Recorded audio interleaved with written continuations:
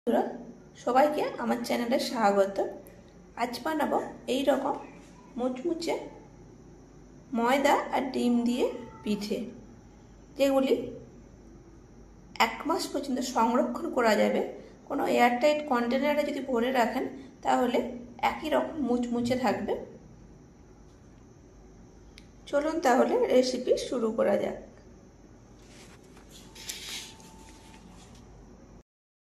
আজকের এই ময়দার পিঠেটি বানানোর জন্য একটি মিক্সিং বোলের মধ্যে নিয়ে নেব 2টি ডিম।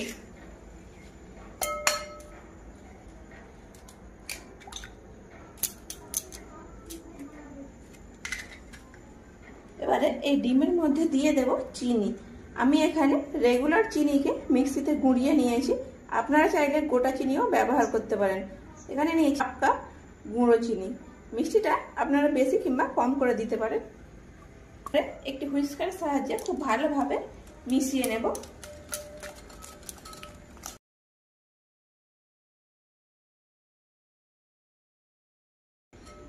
এর মধ্যে দিয়ে দেব এলাচ গুঁড়ো। আমি এখানে ছোট এলাচের বীজকে গুঁড়ো করে দিয়েছি।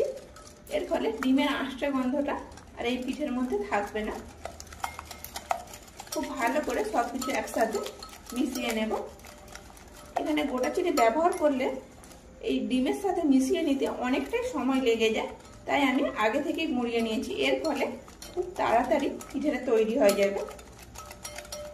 খুব ভালোভাবে মিশে গেছে। দেখুন বন্ধুরা কত তাড়াতাড়ি গুঁড়ো চিনি ছিল তাই মিশিয়ে গেল। এটা যদি গোটা চিনি থাকতো বেশ সময় নিয়ে এটাকে ফেটিয়ে নিতে হতো।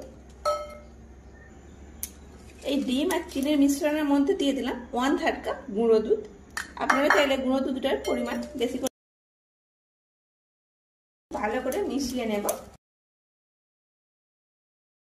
কোনো রকম লিকুইড দুধ ব্যবহার করা যাবে না, গুঁড়ো দুধটাই ব্যবহার করতে হবে। খুব ভালো করে মিশিয়ে নিলাম। দিয়ে দিলাম 1 চিমটি লবণ। আপনারা যদি মিষ্টি খাবারের লবণটা পছন্দ না করেন তাহলে দেবেন না। এবারে এর মধ্যে দিয়ে দেব ময়দা। ময়দাটা ঠিক কতটা পরিমাণ লাগবে আমি ডোটা তৈরি করে তারপরে বলছি।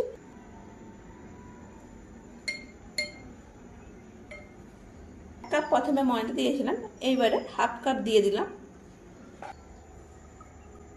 আরো 1 চামচ দিয়ে দিলাম। ডোটি এখনো পর্যন্ত নরম রয়েছে।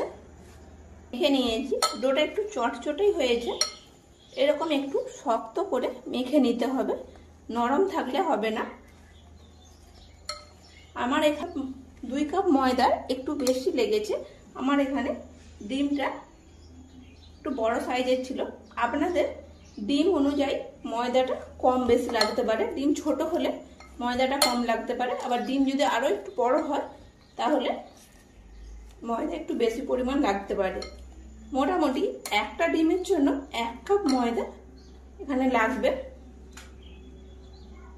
একটু রিফাইন তেল এই ডোটায় লাগিয়ে নিলাম, এর ফলে শুকনো হয়ে যাবে না। এবারে ঢেকে রেস্টে রেখে দেব 1/2 ঘন্টা। ফিরে আসছি 1/2 ঘন্টা পর। এটা রেখেছিলাম। এইবারে ঢাকনা খুলে এটাকে একবার ভালো করে মেখে নেব। এখানে সাদা তিল নিয়ে নিয়েছি।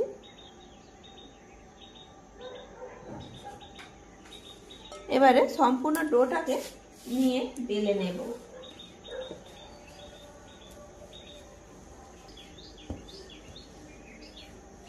আমি ঠিক কতটা কিংবা পাতলা করে বেলেছি তা দেখতেই পাচ্ছেন। এইরকম ভাবে বেলে নেব। এখানে একটি স্টিলের গ্লাস নিয়েছি, এইভাবে মাপ করে কেটে নেব, তাহলে সবগুলি একই মাপের হবে।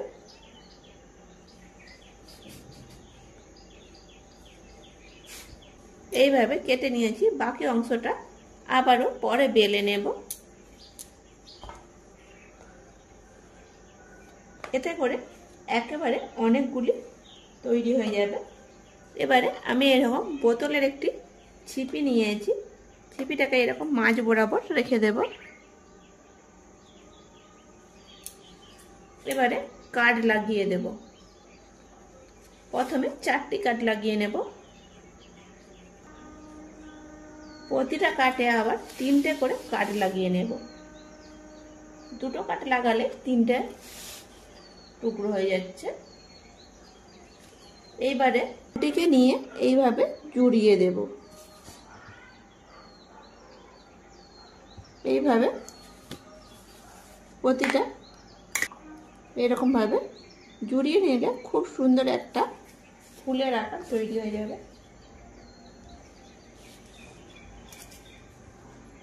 এইভাবে জুড়িয়ে নিলে খুব সুন্দর একটা ফুলের আকার তৈরি হয়ে গেল। দেখুন বন্ধুরা, কত সুন্দর একটা ফুল তৈরি হয়ে গেল। এখানে আমি কিছুটা জল নিয়েছি, ব্রাশের সাহায্যে যে মাঝ বরাবর অংশটা আছে এখানে লাগিয়ে নেব।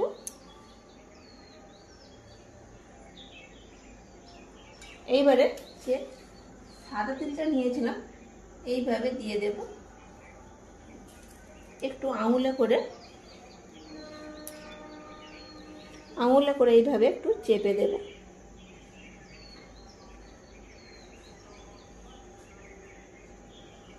দেখুন বন্ধুরা, কত সুন্দর তৈরি হয়ে গেল একটি ফুল পিঠা। আর একটা দেখিয়ে দিচ্ছি। এইভাবে বেলে একটা ছিপি দিয়ে এরকম গোল করে নিলাম। প্রথমে 4টি কাট লাগিয়ে নিলাম। আপনারা যদি চান এইভাবে কাট না লাগিয়ে টোটাল 12টা এইভাবে কাট লাগিয়ে নেবেন।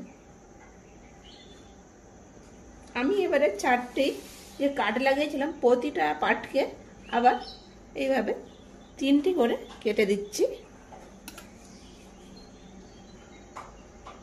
এইবারে 2টিকে নিয়ে এইভাবে চেপে দেব। কত সুন্দর একটি ফুল তৈরি হয়ে যাচ্ছে। মাঝের অংশটা একটু জল ব্রাশ করে নেব। অল্প সাদা তিল নিয়েছি, এই মাঝের অংশটায় ছড়িয়ে দেব। এইভাবে কিছুটা তৈরি করে নিয়েছি। ভাজবার জন্য কড়াইতে দিয়ে দিয়েছি কিছুটা তেল।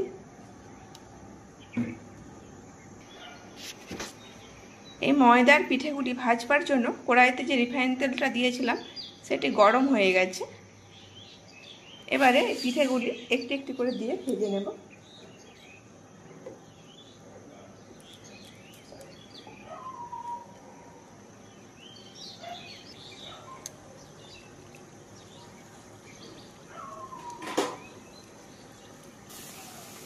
একদিক ভাজা হয়ে গেছে, এবারে উল্টে দেব। খুব বেশি লাল করে ভাজবো না, এই রকম হালকা হালকা ভাজা হলে এগুলি তুলে নেব।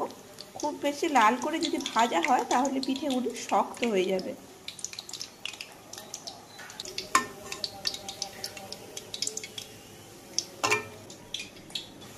শেষ ব্যাচটিও ভাজা হয়ে গেছে। নমস্কার বন্ধু, একইভাবে সবগুলি ভেজে নিয়েছি। দেখতেই অপূর্ব হয়েছে আর খেতেও অসাধারণ।